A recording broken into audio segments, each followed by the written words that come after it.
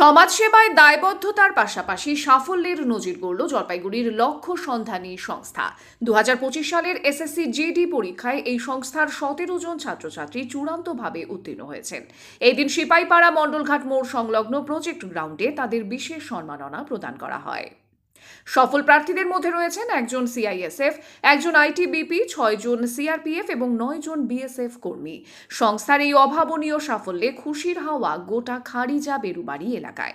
কৃতীদের হাতে সম্মাননা স্মারক তুলে দিয়ে তাদের দেশপ্রেম ও নিষ্ঠাকে কুর্নিশ জানায় সংস্থা। সবাইকে, আমি বিপ্লব রায়। এবছর 2025-26 এসএসসি জিডিতে সিআইএসএফ এ চান্স পেয়েছি। আমার জয়েনিং হচ্ছে 16 তারিখ চেন্নাইয়ের থাকপোলামে। তো ভাইরা এখানে অনেকজনই উপস্থিত আছে যারা এখনো এসএসসি জিডিতে ফর্ম অ্যাপ্লাই করেছে, নেক্সট টাইম আছে তাদের পরীক্ষা। তো সবাইকে বলবো ভালো করে পড়াশোনা কর। দেখ, এর আগের বছর বলতে গেলে আমি 3 বছর থেকে আমি ট্রাই করছি এসএসসি জিডিতে। এবছর এসে আমি সফল হয়েছি। গতবার ভাই তোদের মতো আমি ওখানে দাঁড়িয়েছিলাম, দাঁড়িয়ে এনে মনের ভিতরে জেদ নিয়ে এসেছি যে আমাকেও এই জায়গাটা দাঁড়িয়ে যাতে আমি এই তাদের কাছ থেকে অ্যাচিভমেন্টটা পাই, এই অ্যাচিভমেন্ট অ্যাওয়ার্ডটা পাই। এটা খুবই সম্মানজনক আমাদের পক্ষে, কারণ আমাদের মাঠে এখানে অনেকেই উপস্থিত থাকেন, আমাদের দাদারা, সিনিয়র দাদারা, তারা আমাদের এই অ্যাচিভমেন্ট অ্যাওয়ার্ডটা দেয়। নাম কৈলাস সরকার। এবার আমি এসএসসি জিডিতে সিলেক্ট হয়েছি সিআরপিএফ এ।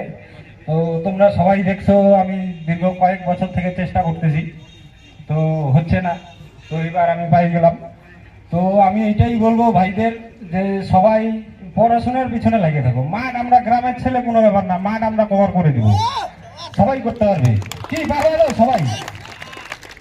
আমরা গ্রামের ছেলে, কোনো ব্যাপার না, আমরা টাউনে থাকি না, আমরা গ্রামে থাকি, সবাই পারবো মাঠ কভার করতে। তো আমি এইটাই বলবো সবাই পড়াশোনার দিকটা একটু লক্ষ্য করো। সবাই দেখতেছো যে আমরা এখানে কেউ ফার্স্ট অ্যাটেম্পটে চাকরি পায়নি, ঠিক আছে? সবাই অনেকবার ট্রাই করার পরে চাকরি পাইছে। তো বলবো যে অনেকবার জীবনে অসফলতা আসবেই, কিন্তু ছাইড়ে দিলে হবে না, পড়াশোনার পিছনে লাগিয়ে রাখতে হবে। যে এইবার হইলো না আমার মনে হয় আর হবে না, এরকম কোনো ব্যাপার নাই, ঠিক আছে?